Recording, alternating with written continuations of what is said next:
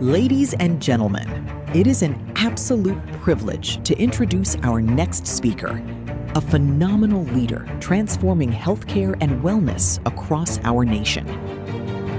Dr. Moyasore Makinde, fondly called Dr. Ore, is a consultant family physician and a board-certified lifestyle medicine physician in Nigeria. She currently heads the Family Medicine Department and the Lifestyle and Wellness Unit at the Lagos State University Teaching Hospital, LASET, in Ikeja, Lagos. Stepping into global leadership, she serves as the National President of the Society of Lifestyle Medicine of Nigeria, SOLIN, where she continues to champion preventive healthcare and wellness advocacy. Dr. Makinde is deeply passionate about using therapeutic lifestyle interventions, such as nutrition, exercise, stress management, and restorative sleep to help prevent and manage chronic diseases. She is also a published author of The Ultimate Sleep Coaching Guide, an insightful resource focused on improving sleep health and hygiene, and the founder of Lifestyle Champions International, a nonprofit organization dedicated to helping individuals make healthy choices every single day. Beyond her medical calling, she is a gospel music minister who has released several uplifting albums, including Unchanging Changer and Not Alone. A born-again child of God, Dr. Ore is happily married to a field representative in the Full Gospel Businessmen's Fellowship International, and together they are blessed with 3 teenage children. With a resounding ovation, please welcome to the stage the incredible Dr. Moyosore Makinde. Good morning, ladies and gentlemen. I acknowledge the presence of my district coordinator, sir, and everyone in the house this morning. It's a real privilege to talk to us during this annual business seminar. And I believe by the end of today, we would have noted down some changes that we're going to make that would help us to thrive better, in life and business. So the topic is thriving in business and life. And we want to see how we can prioritize our mental well-being. I'm sure we all know that health is not an ideal. Health has to do with physical, mental, and social well-being, and not just the absence of disease or disability. So you might not have high blood pressure, you might not have malaria, you might not have any diagnosable illness, but we need to check your mental well-being to see whether you are actually in the position to deliver best at home and at work. So I wanted to write something down this morning. I wanted to do a bit of a reflection and tell me what your mood is like right now. Or is it tell yourself? So the chair is here for a purpose. So your mood, is it angry? Is it joyful? Is it sad? Is it hopeful? Is it bitter? Just think about how you're feeling right now. So I just want you to note down how you feel. Is this how you feel on a regular day when you're at home and when you're at work? So that's a question for you. All right, so these are the learning points this morning. We want to highlight the link between business success and our mental well-being, and we're going to elaborate on important tools and strategies that will help us to improve our mental well-being. And the way in which we're going to do this is to see how we can improve our emotions. We'll see how important our emotions are, to a successful business. So another question for us to reflect on: what is your greatest asset when it comes to your business? So ask yourself that question and write down the answer. What is your business greatest asset? And I think you can also translate it to home life. Is it money or capital?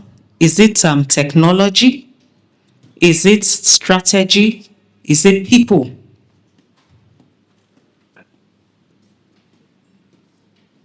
So we have this quote here by Richard Branson. He says, take care of your employees and they will take care of your business. When we take care of our employees, you are doing something to their mental well-being, to their mental state. And of course, if you are taking care of your employees' well-being, then definitely you'll be taking care of yours. So it's just to bring our attention to the fact that the people with us, they go a long way to determine what happens in your business. So if your own mental well-being is optimized, you are going to be modeling something that they can follow. So why is mental health a business issue? First of all, it helps you with effectiveness in your leadership. Leadership is supposed to inspire. And so there are certain traits, that we carry as business owners that people can see and reflect on and will help them to drive whatever you are doing in your business. It helps with quality decisions. So if you are taking the right decision, it's a function of how you woke up that morning. So for example, sleep deprivation has been shown to be associated with poor decision making. But if you eat enough of fruits and vegetables the night before, an average of 7 servings in a day, studies have shown that you are going to wake up with a better boost of energy and mood, such that you are able to make a better decision. Productivity, innovation, and creativity, workplace culture, which has just been mentioned. So what you create at work, is it, do people come late? What's the value that your employees bring to the table? Profitability and sustainability all depend, on the things that we have listed already. So this is why it's a business issue. And so if we don't have a good mental background or faculty, then it's going to affect the way in which we come up with strategic decisions, strategic thinking, even assessing the risk, the business risk of your business, and coming up with creativity and working on your team. All these things will be affected. Just to give us a little background on the link. So the cost of ignoring mental health means people will not concentrate at work. There's something that we call presenteeism. People are at work, but they're not really there. Maybe they're on their phones, maybe they are dozing off. Absenteeism has to do with not coming to work because they are not well, because you have to be in the hospital or for some other reason. Then high employee turnover, burnout among leaders and employees. And this is one of the main things we're going to emphasize on: burnout, because this is plaguing a lot of people today. And the modern businessman, the reality is that there are so many other factors that are contending, for our success at work and life. We talk about economic uncertainty. We talk about financial pressures, the markets, information overload, long work hours, family and social responsibilities. We also have political instability, high inflation, fluctuations in our currency, and insecurity and poor infrastructure. So that's just to tell us some of the things we're contending with. So how do you feel about all the things listed? When you think about the insecurity in our nation, do you know you could just sit down for maybe 30 minutes and you find yourself just thinking and thinking, and you've lost time, you've lost productivity just because you are ruminating about something that you don't have control over. So it's very important that our emotional response is actually intentional. The way we conceptualize things happening around us. If not, we're going to develop mental health challenges. And these are the common ones that we encounter at work. We have anxiety, we have burnout, we have cognitive decline, we have depression and fatigue. So these are the major things that we encounter in the workplace. And some people, when they present, they don't really know that this is the problem that they're having. So we're going to outline some of the symptoms of these conditions that will help us to know whether we actually fall into that category or whether we're at risk of developing any of these situations. And it's very important for us to understand that if any of these situations come in, they're actually going to dip our immunity. our body will not be able to fight as well as we should. So our immune response is determined by our emotional response. And that's why we have a lot of things. We have what we call the gut-brain axis, the connection between the gut and the brain, connection between the gut and the liver and the lungs, because our gut is like the center of the immune response. So whatever enters our guts, even our food, has a way of affecting our brain. So mental health challenges are risk factors for chronic diseases. And that's why we always talk about the root cause. I'm a lifestyle medicine physician. And so we talk about the root cause of disease. Mental health issues are actually a root cause of disease. Imagine having a tree and you need to bring down that tree and you just cut it from just above, the trunk. What's going to happen? Branches are still going to sprout. Am I right? Yeah. Or you have a sink in the room and for some reason, someone forgot to close the tap and the drain is plugged. If you want to solve the problem of, the water leaking all over the place, what's the first thing you're going to do? But many times, what do? We take a mop and we start mopping the floor without thinking about what is really causing the problem.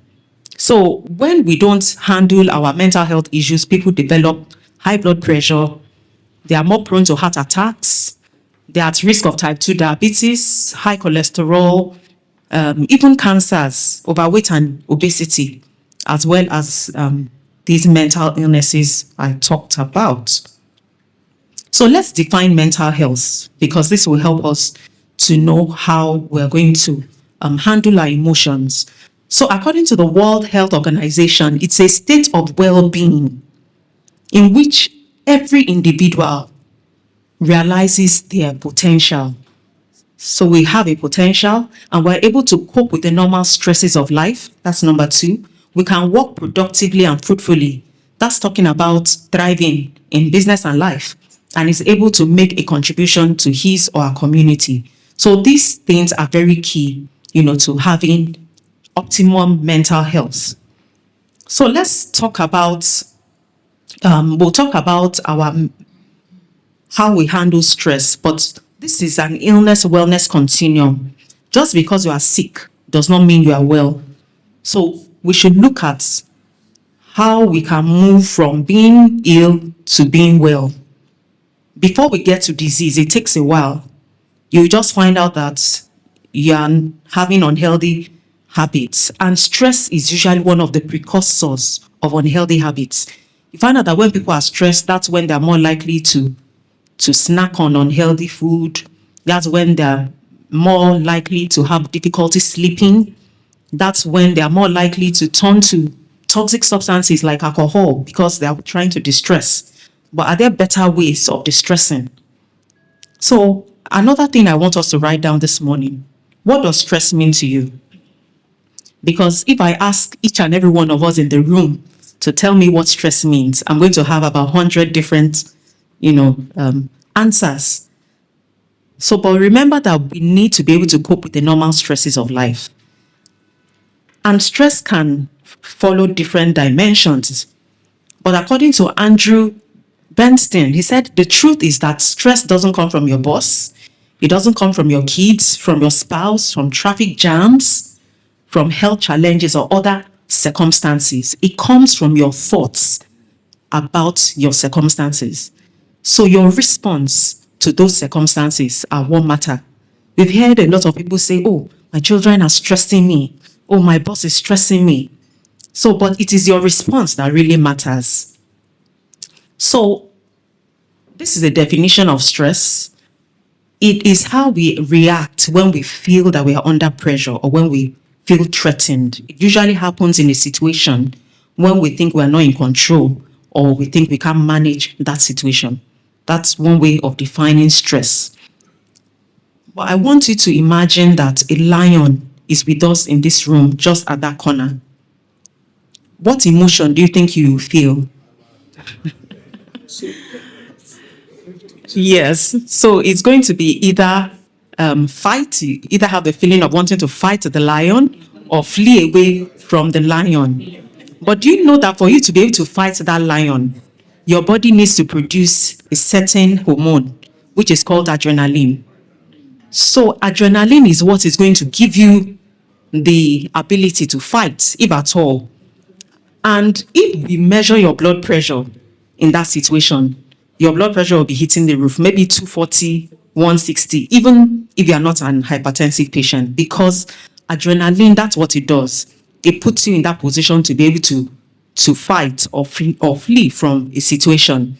So, but just imagine that you have a lion in your office every day at work. What will happen to your emotions? They'll go out of whack because it's a response to something that is just there threatening you, that at any moment is going to jump on me. And that's what happens with our emotions. And that's why I wanted you to write down how you feel. We need to become self-aware. How we feel in a crisis situation will let you know how resilient you are. So we have this continuum. In a crisis situation, you find yourself feeling very anxious. Your mood is low. You're feeling sad. You're exhausted. You don't even want to go to work. You want to give an excuse. You're probably not sleeping well. And maybe losing weight because you're having a poor appetite. So, but before you get to that crisis situation, you would have been struggling, how do I get around this certain situation? So if you find yourself performing poorly at work, and I used to do well, what's happening to me? You find yourself feeling tired. You wake up in the morning, you're tired. That motivation is not just there. So all these symptoms will actually come up before you get to the crisis situation. Some of them are overlapping. So when you're just surviving, and remember we're talking about beyond survival, you're worried, you're nervous, irritable, feeling sad, trouble sleeping, distracted, withdrawn. So those are symptoms that tell you that something is wrong. But when you're thriving, you find out that you have a more you feel more optimistic about situations. You're more likely to embrace change. You're calm, you're performing, you're sleeping well, eating normally, you're interacting well socially with people. And then when it comes to the level of excelling, which we should actually aim for beyond just thriving, you find yourself having all those positive emotions. You're cheerful, you're joyful, you're energetic, high performance. That flow is there. Things are just flowing. And you're able to realize your full potential, which is actually mental well-being. So it's important for us to understand that when we have mental setbacks, our mind would also give you the signals. So what are the signals that we should look out for? When you find out that you are worrying a lot, your thinking is not really straight, judgment is impaired, you have problems making decisions, all these things show that you are probably stressed and you need to take a step back to see what you can do to recover yourself. So stress can reflect in our mind, it can reflect in our emotions. In emotions, loss of confidence, loss of self-esteem, becoming fussy, having this general apathy to life. Those are the symptoms. And then when it comes to our body, mental health can show up in our body. In fact, I have several patients who will come to the hospital complaining of, somebody tells me I have some pain in the center of my head. It's pressure in the center of my head. Someone told me that just this last week that it seems as if she hears a splash in her chest. It's as if something just comes and splashes in the chest. People have all sorts of symptoms, something moving from here to there. By the time you do all the workup, checkup, you can't find anything. It doesn't mean the person doesn't have those symptoms. But most of the time, individuals have internalized the emotions they had. They internalized that negative emotion, the anger, the dissatisfaction, the bitterness. You just find out that over time, the brain now begins to send messages to the body. The brain is that strong. So you internalize something, it sends a message to your body, and you begin to have symptoms. It doesn't mean that that part of the body is diseased. We call it a somatic symptom. But at the same time, you can still have things like headaches, frequent infections. If someone is having malaria every month, there must be something wrong with that person's stress level. You find people with back pain. We discovered that back pain is more of a psychosocial thing, not just from strain. And so that's why it's not too good for you to say, oh, I have back pain, I'm not going to work. It's going to further aggravate the situation. We need to look at what's that person's posture like? What does he do day in, day out? So it can also affect our behavior. If you find out that you're always losing your keys, you're accident prone, you're more likely to fall into the gutter, all those things, they show the state of our mental health. Loss of sex drive is also an important symptom. Insomnia, not being able to sleep, even when you have excluded every other thing that could keep you from sleeping.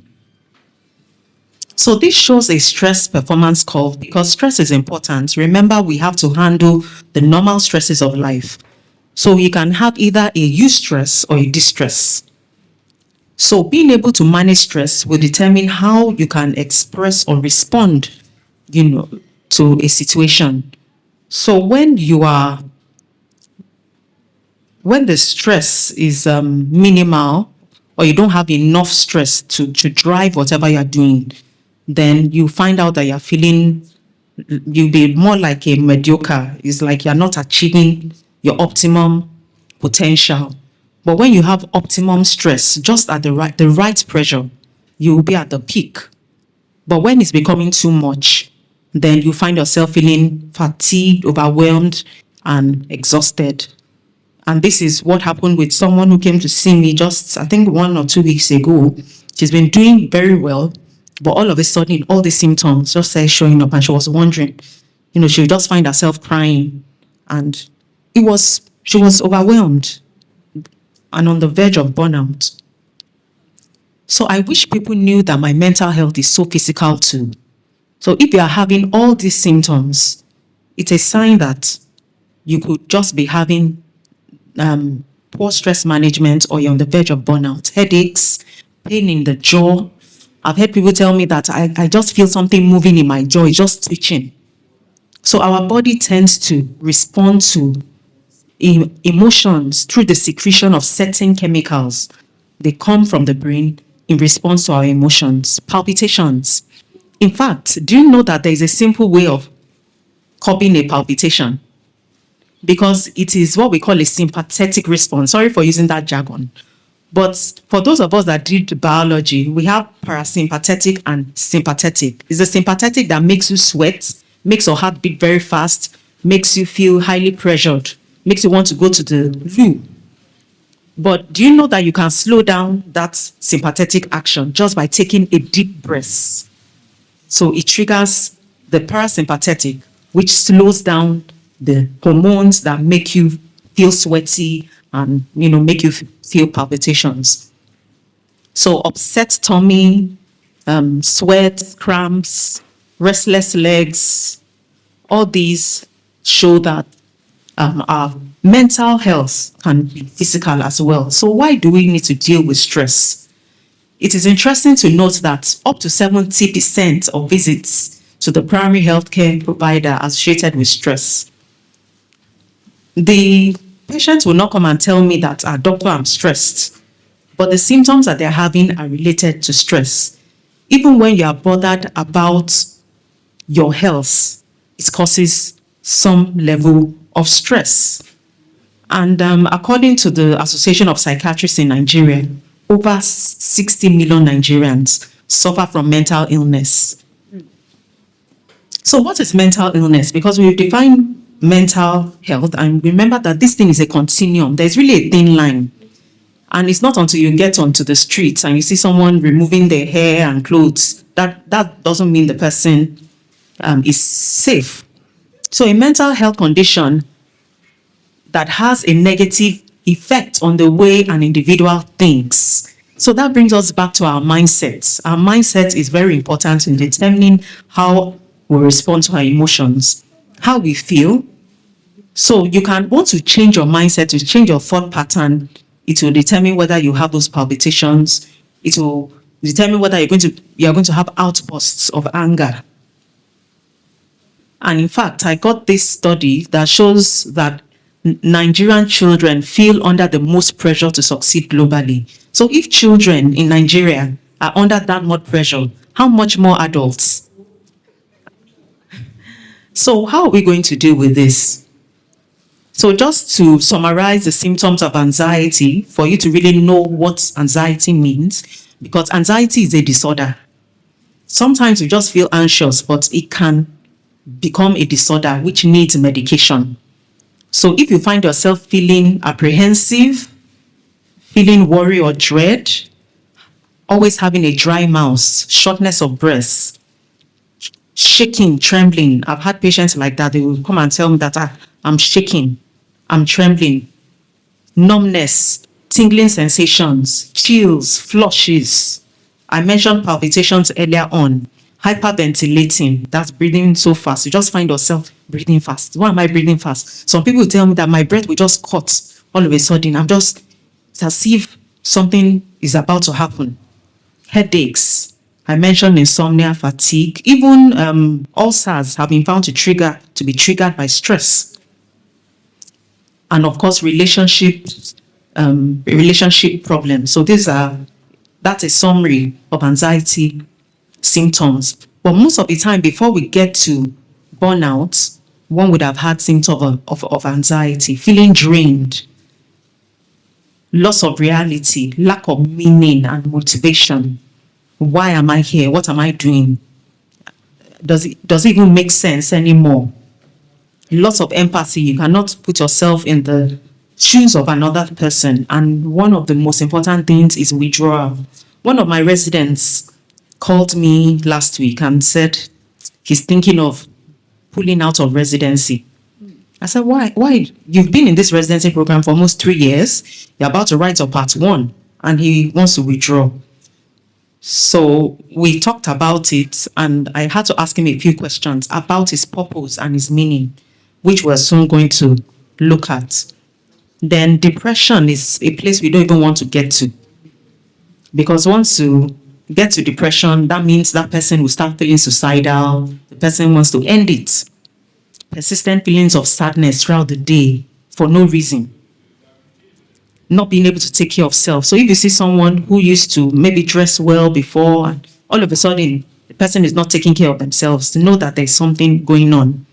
Not being able to reach out and take care of others, lack of motivation, fatigue, loss of energy, not being able to get up in the morning. Very importantly, feelings of guilt, worthlessness, shame, and helplessness. So you can see that emotions have a lot to do. I remember a patient I saw some years ago. She was having feelings of guilt. Of course, she didn't tell me that she was having feelings of guilt. But because of the way in which she presented, I had to ask her because she was having somatic symptoms. So somatic symptoms mean they don't go below the skin. So even though I'm having pain here, it doesn't mean that part of my body is diseased. So I had to ask some questions. I discovered that she had been harboring feelings of guilt, maybe over some behavior that she had. I think it was maybe an immoral behavior. And so she felt she had offended God. So by the time she started talking about it, she was crying. But that was getting to the bottom of the symptoms that she had. I've talked about all these other things. So what we need to do at the end of the day is to develop resilience. For us to know how to manage our emotions, to manage stress levels, how we respond to situations, we need to build resilience. And the word resilience just tells you that you can cope mentally and emotionally with a crisis. and you're able to return to the pre-crisis situation very quickly. You're able to adapt well in the face of adversity, trauma, tragedy, threats, or significant sources of stress, and you're able to bounce back. So at the end of the day, we need to differentiate between resilient leaders and those who are not resilient. If you are resilient, you find out that you are calm under pressure, you can maintain perspective, you can adapt to change, and you can inspire confidence. But the emotions that are associated with lack of resilience from this study show anger, sadness, depression, guilt, anxiety, fear, embarrassment. So it doesn't mean that we are not going to feel these symptoms. They will come, but don't allow them to stay with you. Even if it comes for one tinge, maybe just 5 seconds, make sure you are doing something that would prevent your brain from internalizing that symptom. Because once it's internalized, you're on your pathway to anxiety, burnout, and depression. So this is the simple equation that we put together, the resilience equation on how we can manage our stress levels and control our emotions so that no matter what is happening in the economy, in the business, we are still able to maintain the right perspective. So we have purpose. Under purpose, we have meaning and motivation. Under skills, we have coping and adaptability. Under support, we have connection and encouragement. And under recovery, we have rest and renewal. So let's start with purpose and meaning. There is this word that is called Aikigai. Aikigai, it's a Japanese word for reason for being, something to wake up to. This morning, I was chatting with the MC. She was here with her coffee. And for the Japanese, being able to wake up to a cup of coffee in the morning is part of their why. But we need to ask ourselves, what is my why? Why am I here? What's my purpose? Once you are able to discover what your purpose is, you find out that you have meaning in life. So no matter what is going on around you, can always go back to your why. So this Aikigai, the Harvard Medical School actually looked at the 4 areas: what we love, what the world needs from us, which is our mission, what you are good at, which is your profession, and then what you can be paid for, which is your vocation. So at the center is your Aikigai. So you could have a passion for something, but at the end of the day, you can be rewarded for it, not because you are looking for a reward, just like was mentioned.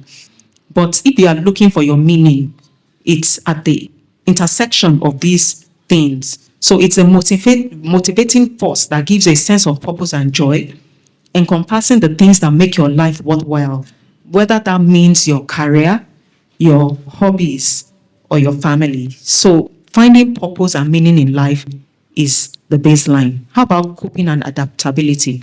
Some of us have heard about the Goleman's theory of emotional intelligence. So it's very important that we develop emotional intelligence. And this has to do with our self-awareness. Remember, I've talked about self-awareness earlier on. And that will determine how you manage yourself.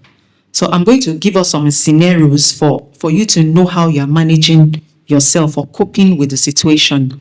Then we also have social awareness and relationship management. So these are the areas of emotional intelligence that we need to work on, and that will determine whether you will cope and whether you will be able to embrace change, whether you'll be able to solve problems, and whether you'll be resilient. So coping is a way of building resilience. It means finding ways to deal with tough feelings or situations. So the reflection is, how do you cope with adversity? People cope with adversity in different ways. We have problem-focused coping. We have emotion-focused coping. Somebody told me recently that he thinks that there are some people who just write songs based on emotion. Some people do things based on emotion. And when you are not in the right frame of mind, you will not be able to take note of the important perspectives to help make a decision. We also have avoidance coping. So let me break it down a little bit more. These are some examples, and I want you to answer these questions. So in a logical analysis inventory, talking about your approach to coping with the situation, if there was a problem that you encountered or a stressful situation you encountered in your business, did you think of different ways in which to deal with the problem? So that's a question you can ask yourself, and it can be yes or no. In that situation, how did you think of a way in which to deal with the problem? So that is a problem-oriented way of coping. Then another way is, did you think about how you were much better off than other people with similar problems? So sometimes something happens to us and you just think about yourself. But, we usually say, oh, let's thank God it was not as bad as this. So that's also a way of coping with the situation. Then another way is, did you talk with a friend about the problem? That's seeking guidance and support, mentorship. So we need to ask ourselves, what did I do during this time? Was it a positive thing in terms of coping? Did you make a plan of action and follow it? That's also a problem-solving action. Then we now have the avoidance, which we don't want the avoidance actions. Did you try to forget the whole thing? When people sweep things under the carpet, that's when it festers more. And that's when people are more prone to emotional outbursts. Did you lose hope that things would ever be the same? Did you get involved in new activities? So that could be good sometimes, but a lot of times some people get involved in activities that will not benefit them, like drinking and gambling. Did you yell or shout to let off steam? So those are some ways in which people cope, but the best ways to cope are to have a problem-oriented approach, trying to provide a solution or do a positive appraisal on what is happening, and also to seek guidance and support. So in seeking support will help us to recover.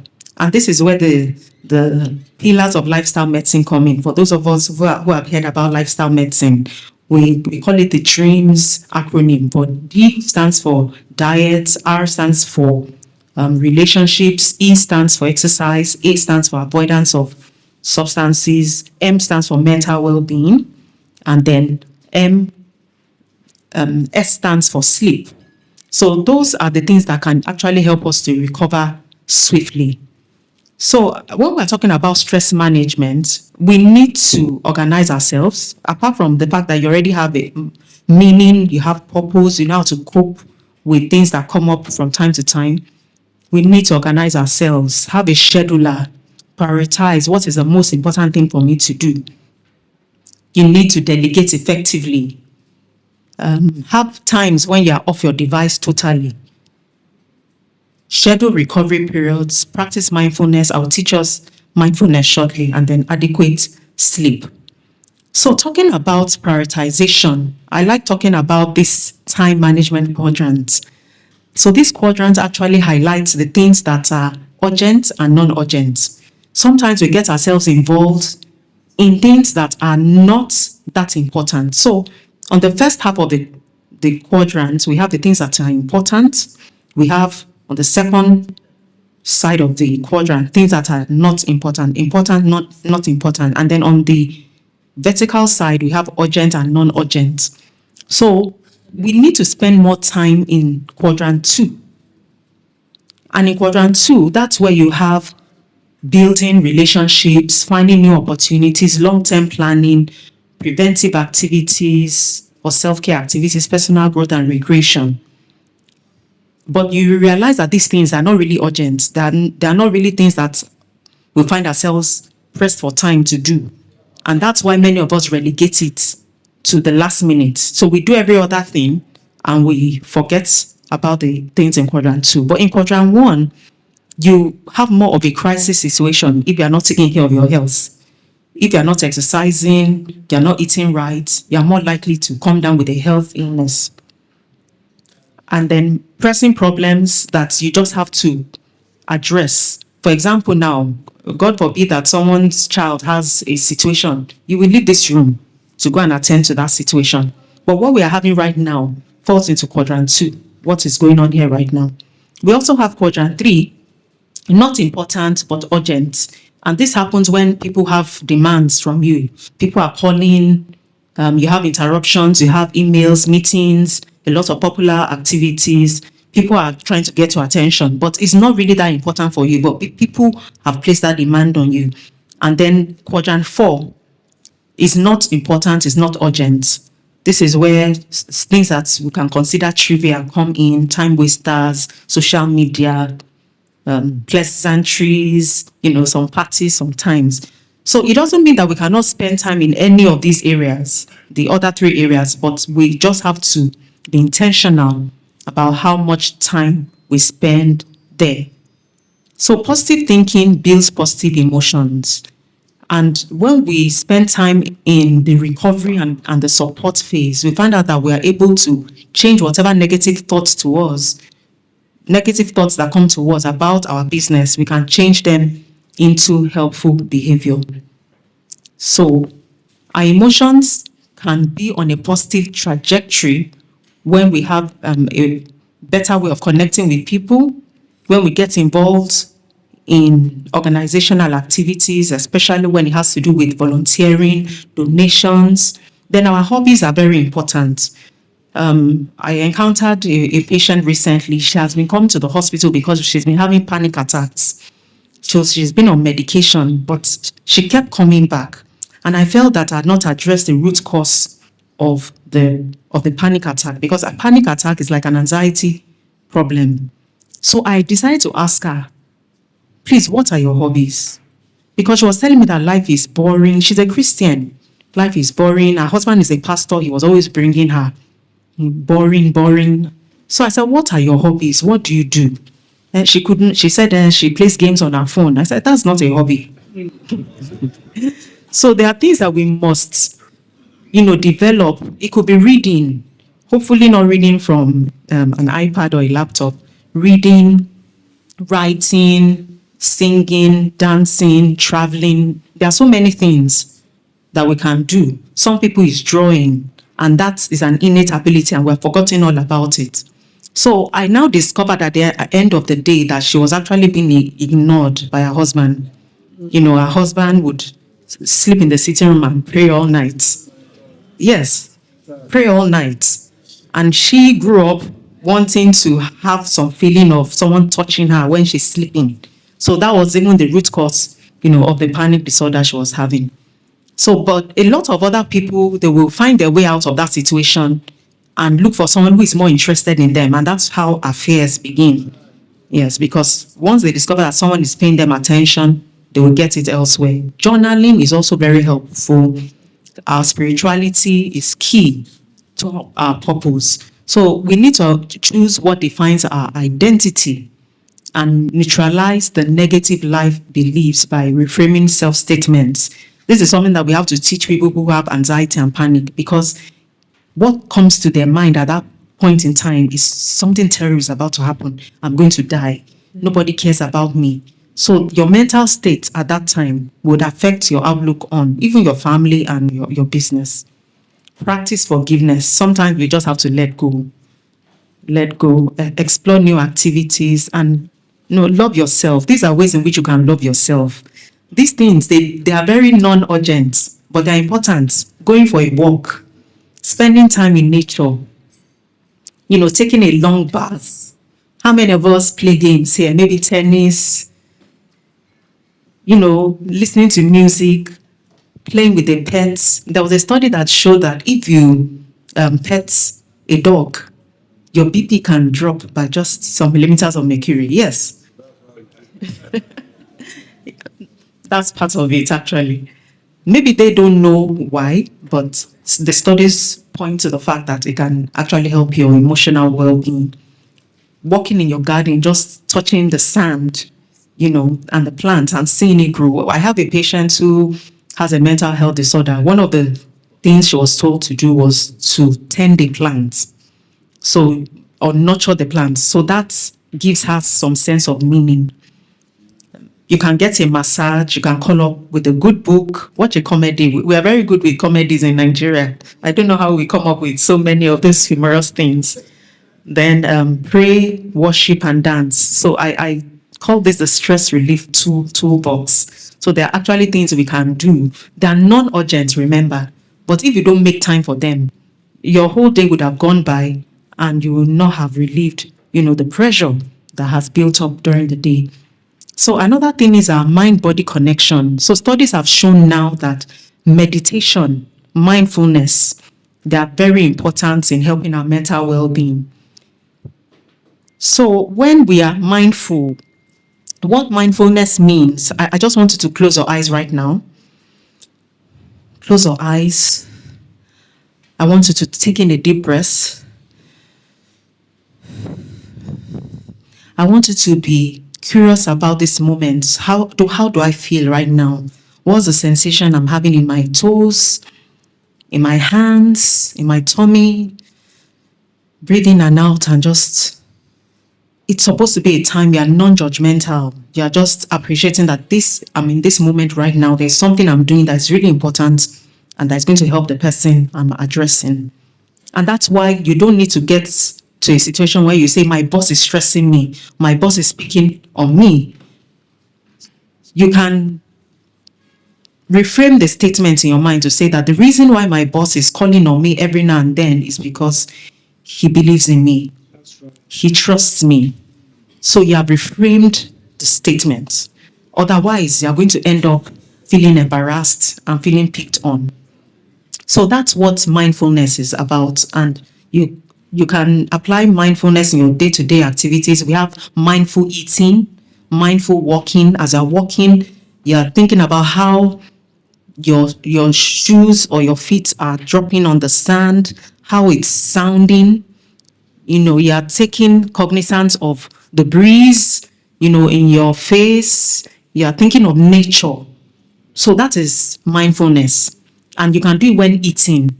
You're savoring the food. Is it salty? Am I supposed to be eating this food? Is it sugar? Is it healthy? So that's how you can apply mindfulness. And meditation is something that you can do even with scripture. I think we are even more privileged, as children of God. When it comes to meditation, you take scripture, you meditate on it, and the Bible says it will even grant us good success. So let's talk a little about the healthy plate, because nutrition is important when we're talking about support. Remember, we're talking about support and recovery. So what you eat will determine how well you recover.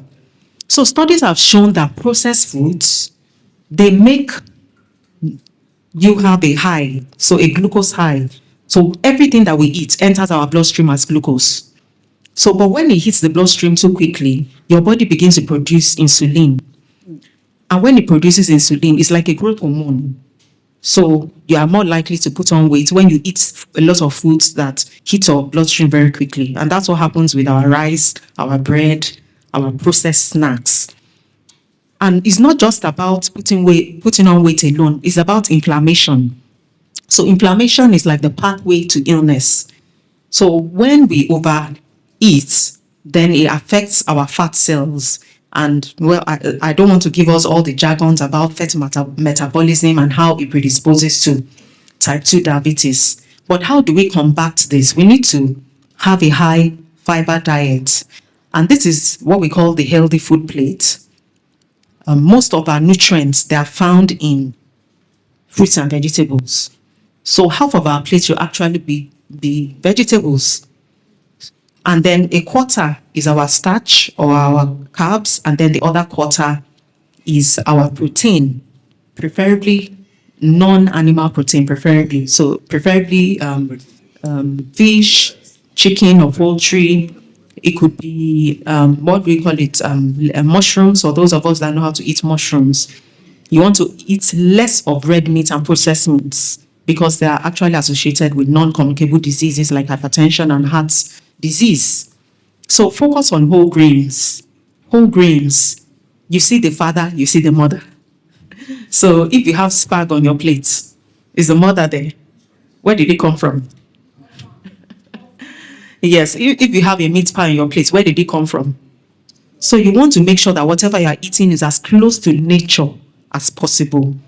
Studies have shown that people that take more of processed snacks, they are more likely to have mood issues like anxiety and depression. But when you eat healthy food, you are more likely to have boost of energy. Remember, I told you that there was a study that was done. Individuals that had up to 7 servings of fruits in a day, they are more likely to wake up the following morning with a positive mood, with more bursts in energy and more productivity. So how about physical activity? So that's why I put this chair here, because before we round up now, we're going to learn how we can actually do some executive, physical activity while we are at work. It's very important because it reduces our stress and the risk of chronic disease. Remember that if you develop a chronic disease condition, it's going to affect your mental health. It's going to, give you some form of stigmatization. So you mean me too? So I have this issue. So it's better to reduce your risk as much as possible. And if you already have the condition, you need to also reframe your thoughts about it, that, well, a lot of people have this condition. The important thing is I manage myself and I can be my best at work and life. So when we exercise, it helps our mood because our body produces natural endorphins, things like serotonin. They are produced naturally from the brain, but they are only produced when we move. So anyone who sits on the chair for too long, your mood will be depressed. So every 30 minutes to 1 hour, you should get up and do something. In my office, I do jumping jacks. I can take a break and just do 20 jumping jacks and sit down again and continue my work. Or before I call my we can do it together. But there's one important one I want to teach us. So you can actually exercise with your legs and your arms. So just look at what I'm doing. I hope you can see me properly.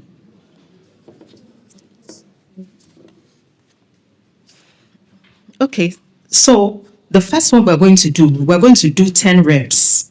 So you will lift up, you put your heels on, so your heels, so put your feet down like this and we'll count together.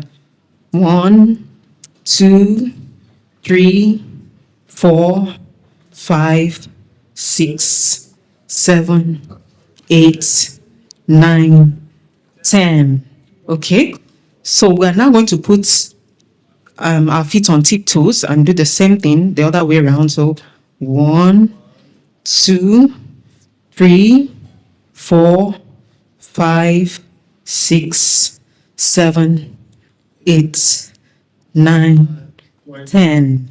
So do you know that you have activated some muscles in the lower limb? And did you feel the stretch?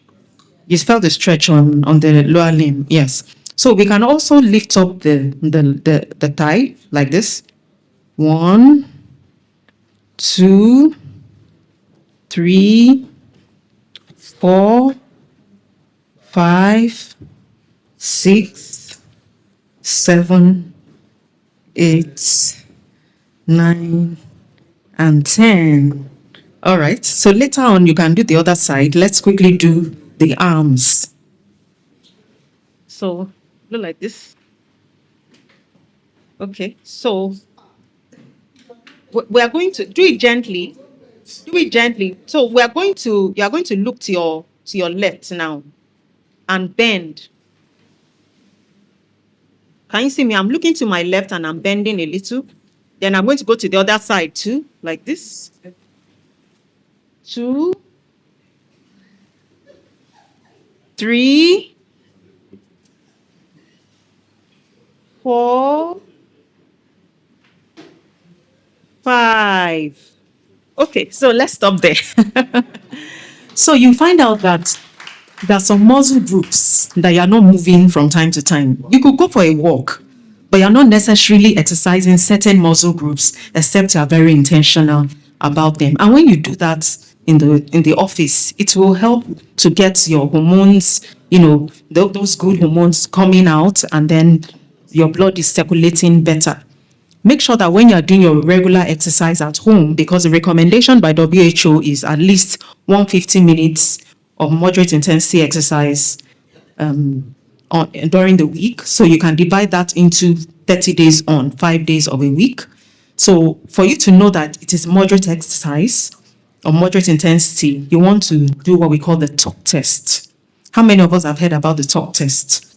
So the talk test means that when you're engaging in moderate intensity exercise, you cannot sing, but you can talk.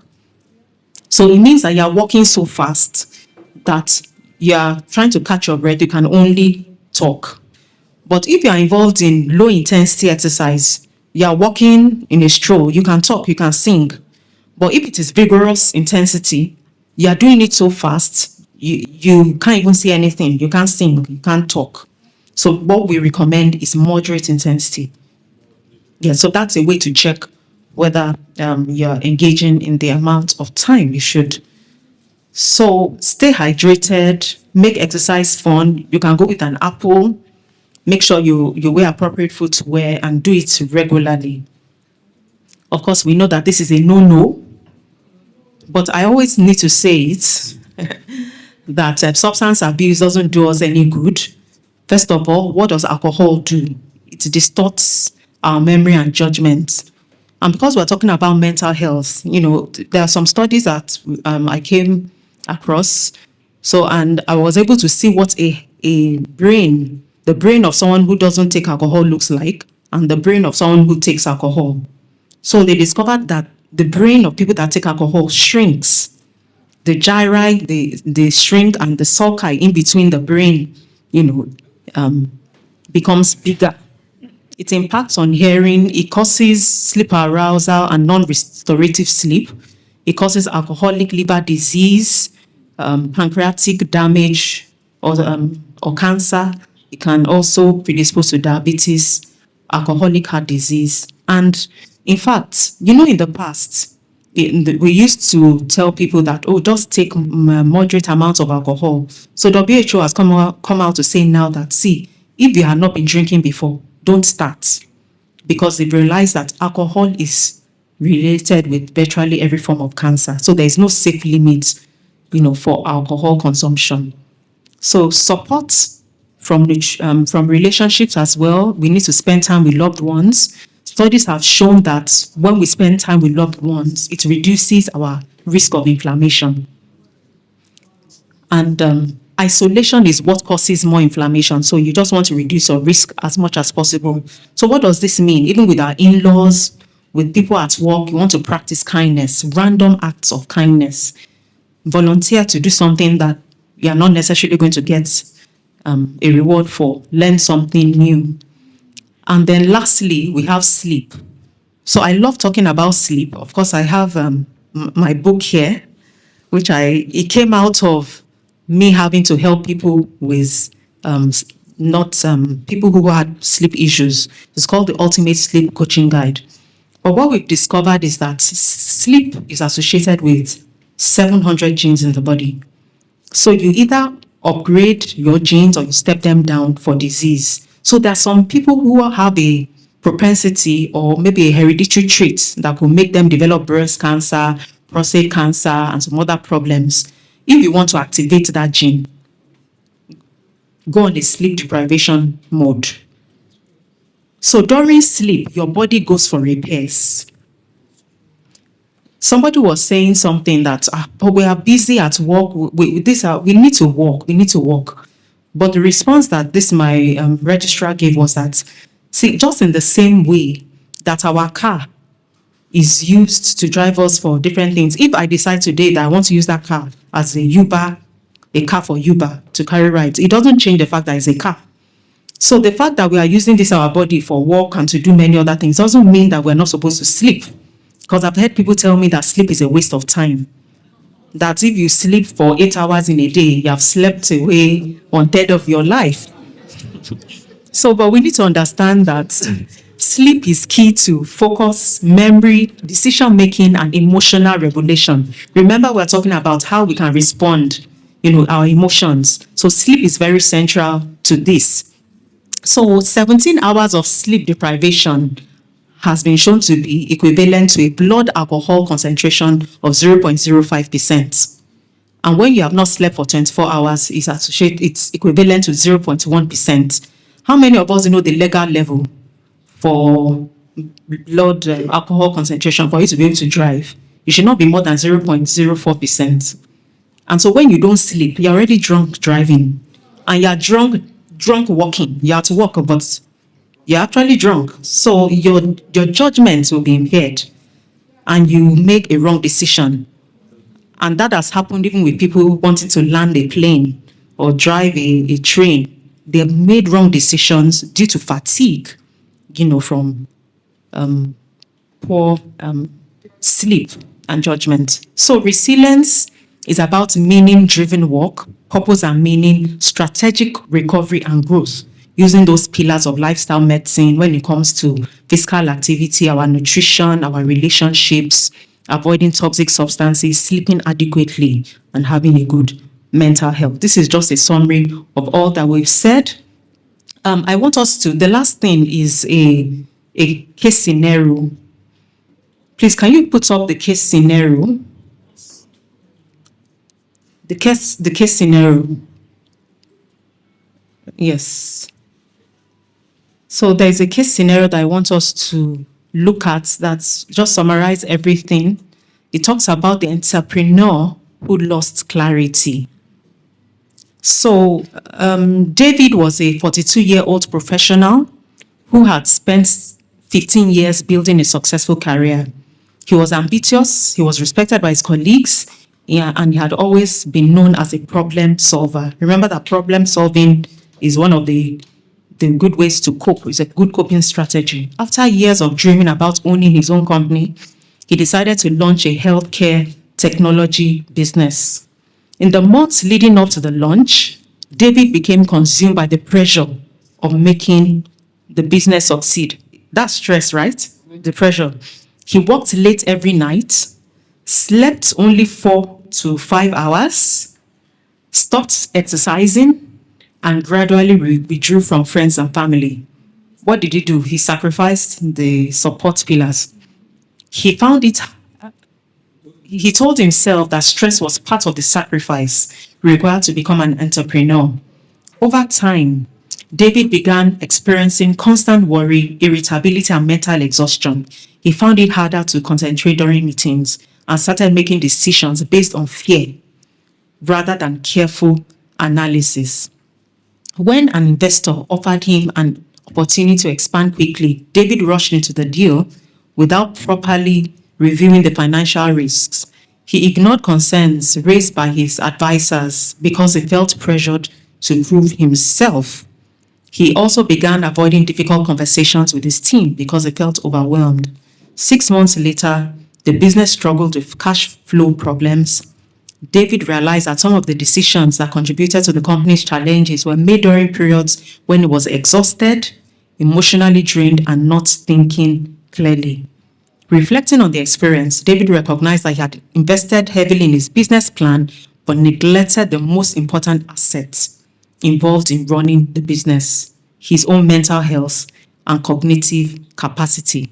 He began prioritizing sleep, seeking mentorship, scheduling recovery time, and developing healthier coping strategies. With improved well-being, he noticed better judgment, clearer communication, and a more balanced decision-making.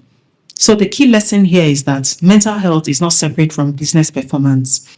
An entrepreneur's emotional well-being, stress levels, sleep, and resilience directly influence judgment, creativity, risk assessment, leadership, and long-term success. So if you want to go back to the image that we were on just now, both of these individuals that we're seeing here on the left side, both of them are 40 years old. Both worked a full day, a hard full day. But what's the outlook? One person is able to still go home and give some energy to his son. The other person is just fagged out and exhausted. And on the other hand, both are 55 years old, health disease does not happen overnight. It is built one bad decision at a time. So I'll round up by saying that God's expectations, about stress management are also very vital. If you remember the story of Elijah, after he had won a great conquest and killed the prophets of Baal, and then he suddenly was attacked by Jezebel. That was an attack on his mental health. Someone who had come with all that energy suddenly ran away. And so what happened? The angel of the Lord came to him and touched him and said, "Arise and eat, because the journey is too great for you." So there are things that we must do on our journey in life and business that will help us to recover strategically. Or do you not know that your body is a temple of the Holy Spirit within you, whom you have from God? We have an assignment to God to take care of this body, to fuel it. And I always say, wine is a mocker, strong drink is raging, and whoever is deceived thereby is not wise. Give strong drink to him that is ready to perish, and wine unto those who are of heavy hearts. So what I've discovered is that God has intentions for each of these areas that we've talked about. And if we build a house by ourselves, we build in vain. And that's why God says that we should sleep. I give you my beloved sleep. The important thing is to balance it out and not oversleep. And we can also find strength in the Lord our God. That's what 1 Samuel 30 verse 6 says, even in the midst of a crisis. So finally, there is no health without mental health. Thank you so much. These are my references.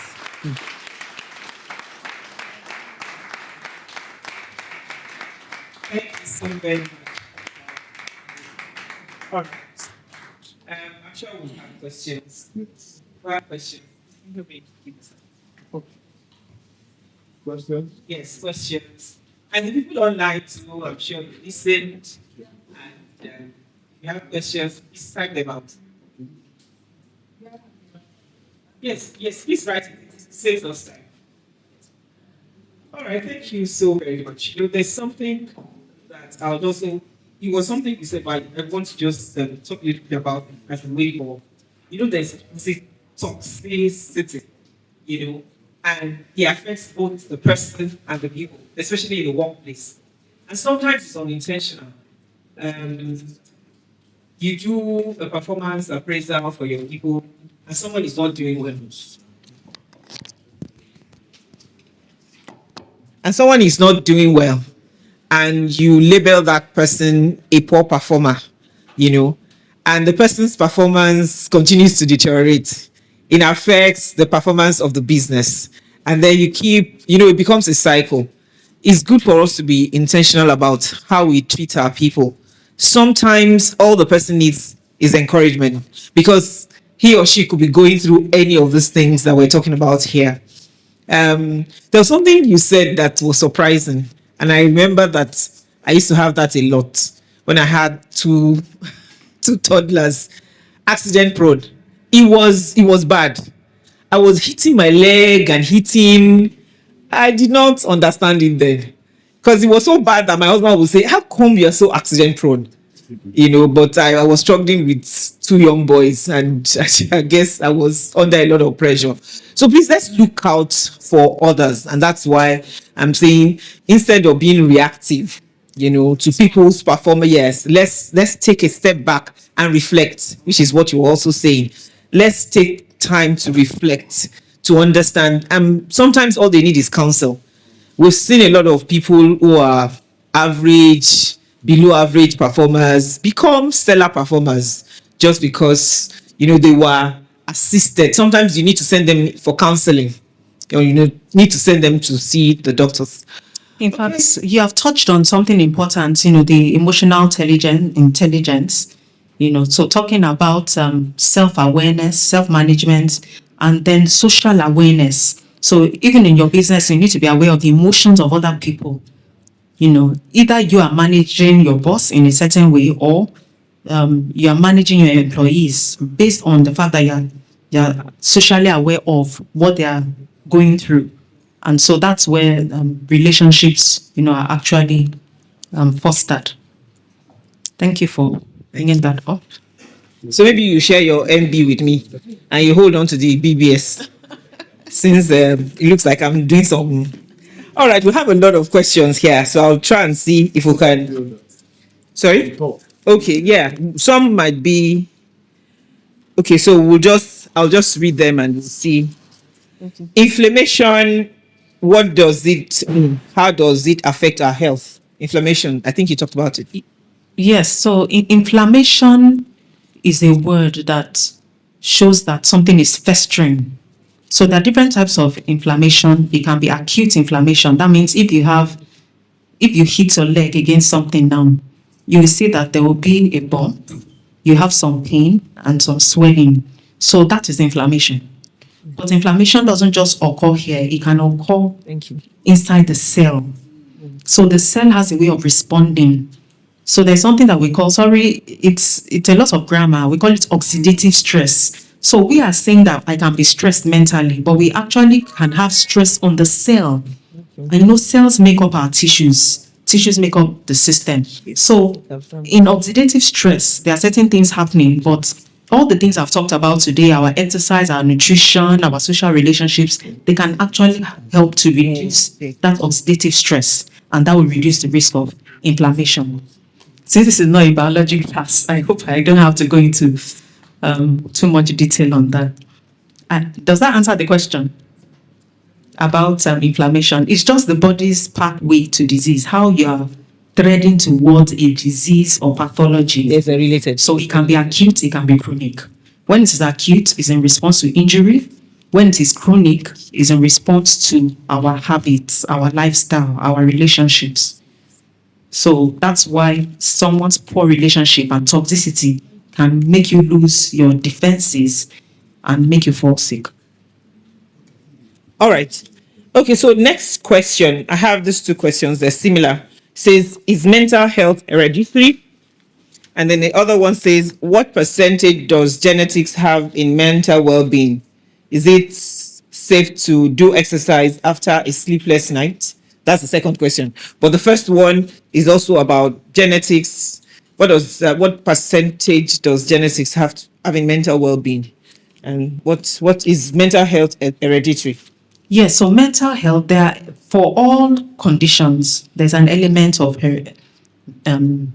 hereditariness, or genetics. And that's why I was talking about either you stepping it up or stepping it down. It's a field of epigenetics. So there's a part of your chromosome that you can change. So the fact that you have someone in the family who had a mental health illness does not mean you must have it. There is usually a trigger. So there are different elements. So we have the environment can determine whether you develop that mental health illness. For genetics, it's just about maybe 5 to 10%. But when it comes to behavior, when it comes to lifestyle, it's about 80%. So it's very important that we work on what we can change. You cannot change your genes, but when you change your lifestyle, it will affect that part of your gene, and that can even help you live longer. Studies have shown that if you can tweak that part of your gene, it will determine whether you live longer or not. There was a comparative study done between twins. So you can imagine that twins who are identical, they were put in two separate classes, and some people were subjected to a particular type of diet, standard American diet, and then a healthy diet. They found out that the chromosomes of those who were subjected to the healthy diet, that part of that chromosome I was talking about, grew longer. So that means that they would live longer if they continued on that diet as compared with their twins. Thank you. The second part, thank you very much. It says, is it safe to do exercise after a sleepless night? After a sleepless night. So one has to be careful. It depends on how long you've been having sleepless nights for. If it is just one night, maybe you won't have much of a problem. But if you have been persistently sleep deprived, and you exercise, you'll be increasing your risk of a heart attack. Because studies have shown that people that sleep less than 5 hours per night, they're more likely to have a heart attack compared with individuals that sleep the recommended hours of 7 to 8 hours a night. Okay. So occasionally we might lose out on sleep because we're traveling, there's a deadline, but it should not become habitual. All right. Okay. Thank you very much. Okay, it says, does one always need drugs to get back on his or her feet when stress is triggered? No, not at all. Okay. Then this other question says, talking about alcohol, is red wine good for the heart? So, Question. how much? What's the percentage of alcohol in red wine? 5%. Okay, 5%. So, what did I say about alcohol earlier? I said that alcohol has been associated with virtually every cancer. It affects the brain, it affects cognition, it increases the risk of dementia, just like sleep. Sleep deprivation also increases the risk of dementia. So if you go and check, WHO is saying now there is no safe level for consumption of alcohol. Gone are the days that we will say that, oh, a little alcohol is good for your heart. Yes. Okay. All right. These 3 questions in one. It says, is sleep talking a sign of stress? Sleep talking, is it a sign of stress? I end up losing appetite after cooking or after work. What is the cause? Wouldn't it be too mechanical to practice mindfulness always? You want to take? Okay. I'll take that one after the other. So the first Sleep one, talking. sleep talking, yes, talking. it can be a sign of stress. In fact, I have an interesting scenario. It's just that I don't know whether we have time for that. But if you find out that you're talking in your sleep, it can be a sign of I'm sorry. Yes. it can be a sign of poor sleep hygiene. It can also be a sign of not being able to communicate properly. I have a patient like that now. After several years of marriage, his wife is a nurse, insisted on bringing him to the hospital because he had been known for talking in his sleep, but it wasn't recently. We discovered that he doesn't open up to anybody. When he has any situation, he just keeps everything here.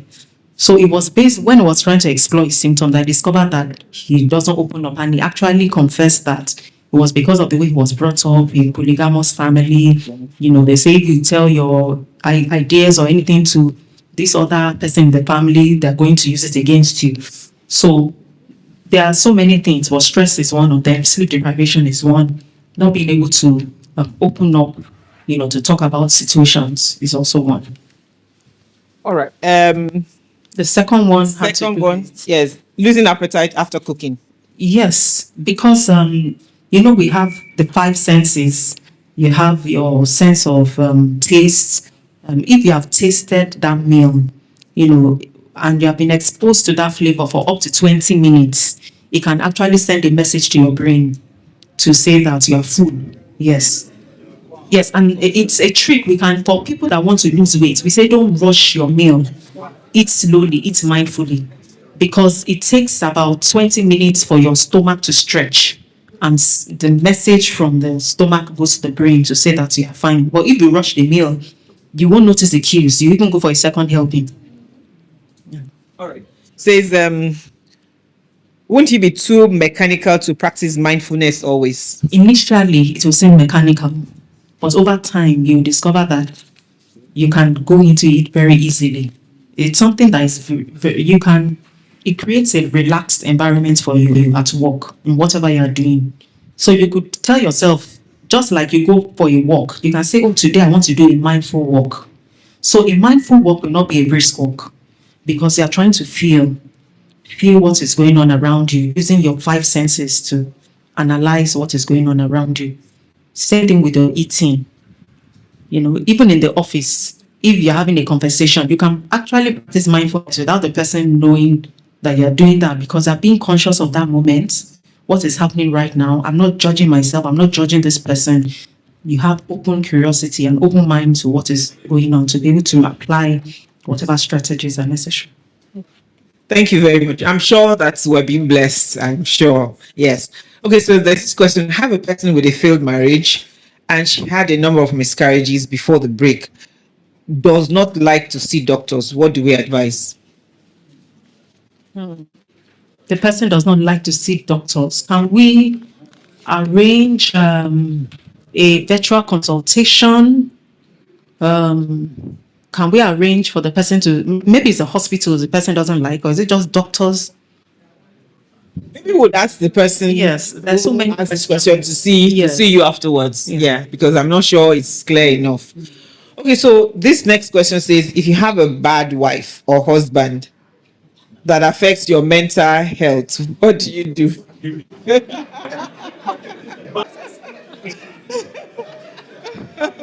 So donate to God. Doctor.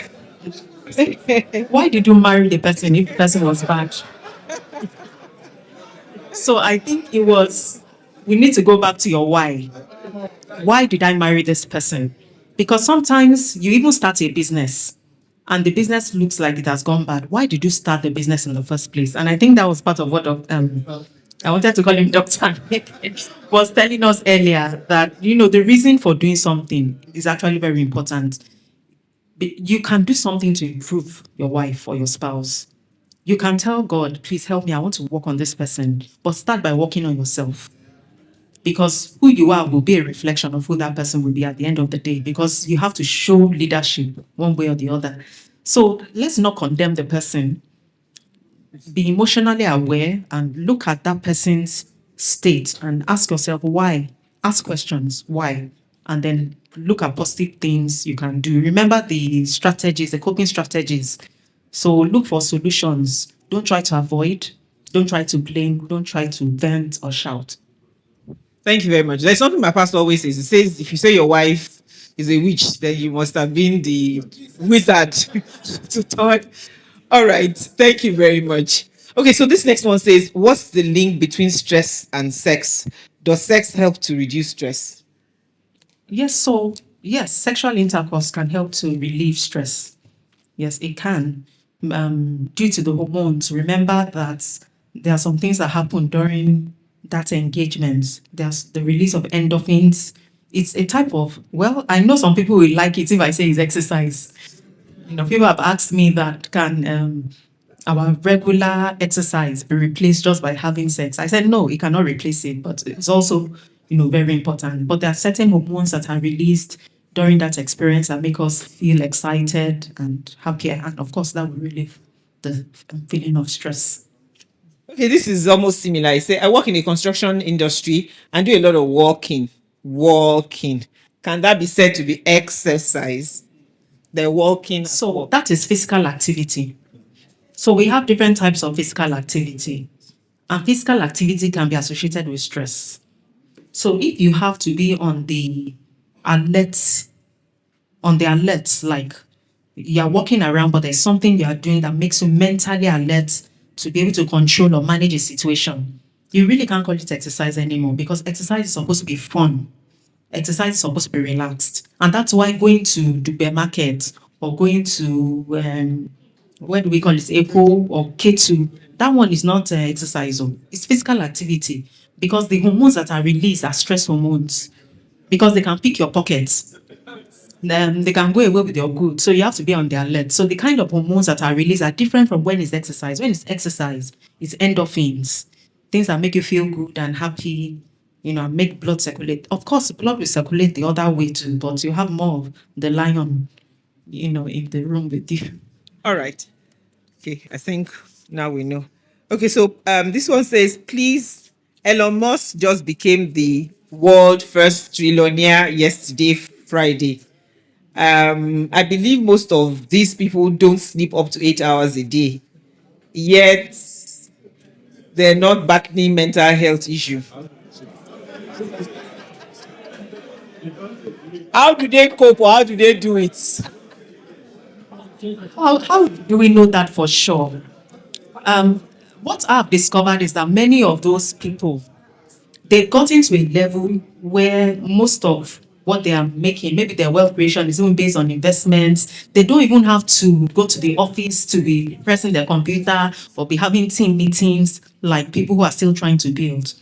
And then these people, they have other things that they're doing. We really don't know. But I noticed that people who are maybe celebrities, maybe not all, but I noticed something in the US, that many of those high profile people, they fight with depression. even though they've succeeded so much in life, but they feel that sense of depersonalization, loss of reality that comes with burnout. And they don't have a sense of purpose anymore. And so even though they've achieved so much, they can't see it. And so they feel sad, they have a low mood, they lose energy, and before you know it, you hear they committed suicide. So we can't assume another person's life. But let's go with what is, statistically significant. Because all the things I've been talking about, I'm not just talking from my brain. They are based on research and studies that have been done. All right. Thank you very much. You're the expert here. Okay, so but Mr. Neke wants. Okay, I want to add to the question about Elon Musk. I think we are assuming that because they become a trillionaire, is the one doing the work. If you check the cash flow quadrants I shared, people that own business, they own system, and people are working the system. Elon, I probably have more qualified people working for him than himself. So he's not doing the work. He's just doing the thinking. And once he has an idea, he has a team of experts that bring the idea to reality. So it's not directly, connected with his everyday effort. Thank you. Thank you, sir, for that. Thank you, sir. Thank you for the yes. We were running on time. Okay, yes, nuts and seeds. So, I was talking about whole food, whole grains, nuts, seeds, fruits, vegetables. When they are whole and close to nature, they contain more fiber and they contain those nutrients that can help to fight disease and build our immunity. But all these things have portions. So even if you want to eat nuts, I know people's minds because of a good, I can eat my granuts, and finish one bottle of granuts at a sitting. But nuts, the recommendation is 2 to 3 handfuls in a week. Yes, 2 to 3 handfuls. So this one that you just sit down with nuts, you end up with constipation.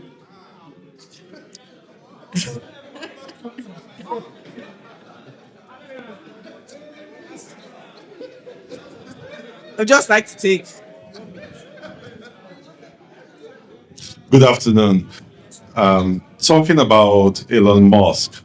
Yesterday, when he was at the stock exchange, interesting what he said, because they say out of the abundance of the mouth speaking. He did say if people said this would happen, he would have told them that they were on some very expensive high crack. And I just thought, why would he use that example in the stock exchange? So we need to be careful about who we model ourselves after. That's what he said. I guess he wasn't expecting it. Maybe that's why he said that. To be all right. Thank you very much. Okay, we have like 3 or 4 more and then we'll move on.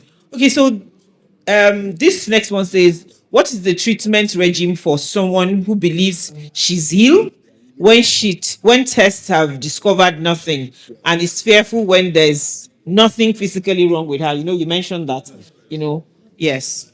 The person needs to see the right person. So I've discovered that some patients end up with me after going from doctor to doctor to doctor, and they keep running tests. And those tests, they kind of make them feel better after a while, and then they go back again to see another doctor. And if the doctor doesn't follow the same pattern, they feel this doctor doesn't know what he's doing. So we call those people, there's a name we call them. It's not coming to my mind right now. There's a name we call them, but they first of all need psychoeducation. They need to understand why they're having that problem. Once they understand why, it relieves the psychological stress that they're having and will stop them from shopping, from one person to the other. So the person needs to see the right person that understands why. Some people are just out there to milk their pockets. It's not every doctor that is really interested in the person having that mental health. Or maybe they don't even understand it themselves. So they're looking for a way to push the patient away. Yeah, and sometimes they just make mockery of the patient because they don't seem to understand what the person is going through. Okay, this one is similar. It says, you said not being sick is not being well. You also said that emotional stress and pressure would always bring up symptoms of sickness. So can we can we then not say that when you are having any sickness or symptoms of sickness, you're actually well and okay? So Not really. I would say that if you're having any of those symptoms that I mentioned, if you are self-aware based on this discussion we've had, you can try to make those changes, that I've talked about. But if it's not going away, despite all the things you're doing to self-recover, then please seek medical attention. Because sometimes there's a deeper meaning to whatever is happening. So we're not saying just sit at home, this is my mental state, there's nothing wrong with me, it will go away. Sometimes it doesn't just go away like that. And remember that you're supposed to have your checkups as well, at least annually. Have your checkups. If you already have a chronic illness, make sure you're seeing your doctor regularly, maybe every 3 months, every 6 months. All right, two more and we're there. This one says, how or what did workers and business people do 20 years ago before the advent of mental health? Are we not glorifying what may not have existed before? So yes, things are evolving. Things are evolving. Do you know that many years ago, people were dying from TB? People were dying from malaria. The things that people are dying from now are different from what people were dying from years back. And now technology has come in now. So things have evolved. Things that were killing people, the white man, are now killing the black man. So yes, it might seem as if we are glorifying mental health, but it's more of a situation now. Back then, people still had their families, they still had that connection. Remember the traditional setting that you know everybody in your compound. Now, you don't even know the people living with you in the estate or next door. So things have really evolved, and those things impact on our mental health. Yeah. Absolutely, ma'am. Because knowledge has increased. That's the truth. Even the way we relate with our children, has changed. There's a lot of undermining of children growing up. Maybe when we were growing up, the kind of things that were said, that would affect your self-esteem and all of that. You can't do that now, because they themselves will tell you it's going to affect my mental health. Please, can you not shout on me? Can you not yell? They'll tell you, can you not yell? It's affecting. They'll tell you, but our parents, there was a lot of mental abuse. That's true. There was a lot of mental abuse. Things have changed. And we had resilience. Yes, We just accepted it. Yes, we just. All right. All right. Okay. Okay, sir.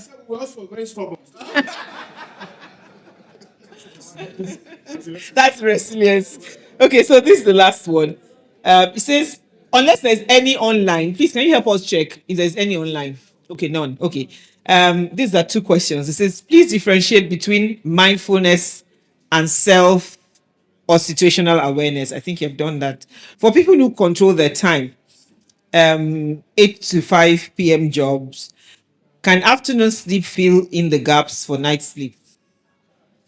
Yes. So for the second question, we encourage power naps. Studies have shown that power naps of between 30 minutes to not more than 45 minutes can actually help with productivity during the day. And it should be before the hours of 3 p.m.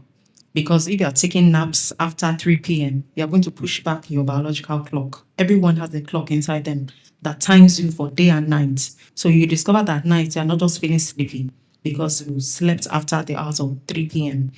So yes, it can help. But where you're sleeping also matters. Is it in the workplace? Do you have that allowance? So you really need to balance well. Even though you cannot sleep at work, that means just try and sleep, even if it is 30 minutes earlier.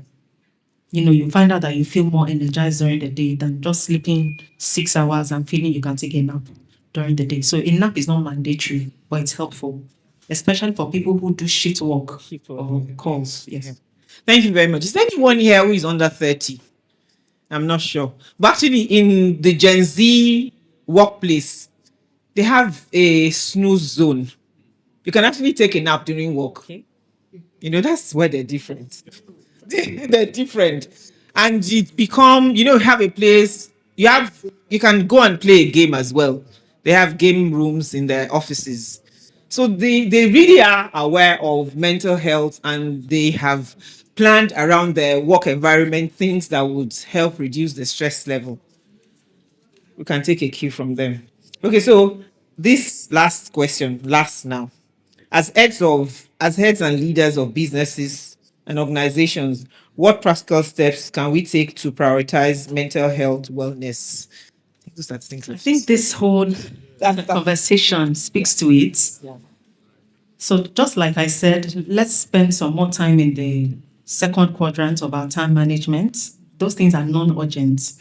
You can just look at, okay, 30 minutes in my day, what can I do that can help me to self-recover, that can give me some of the support that we've talked about, either from my nutrition. It means that you're planning towards it.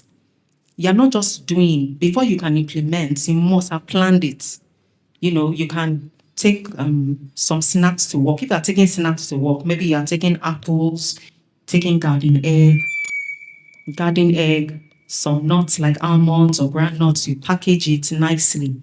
When people are ordering for small chops and cook, what are you taking? You're taking your water and your healthy snack. It's not just that you're curbing a craving at that time, but you're also feeding your guts with what is going to help your brain. So you have to plan for it. The exercise, that's why I showed us the executive chair exercises that you can do. You have to walk. You plan for it. Before you go to sleep, 90 minutes before your bedtime, you write down, okay, what is important for tomorrow? What am I prioritizing? What am I doing? You can have where you're writing your self-care activities and you intentionally put it into your day. Before you know it, it becomes a habit and you don't struggle to do it.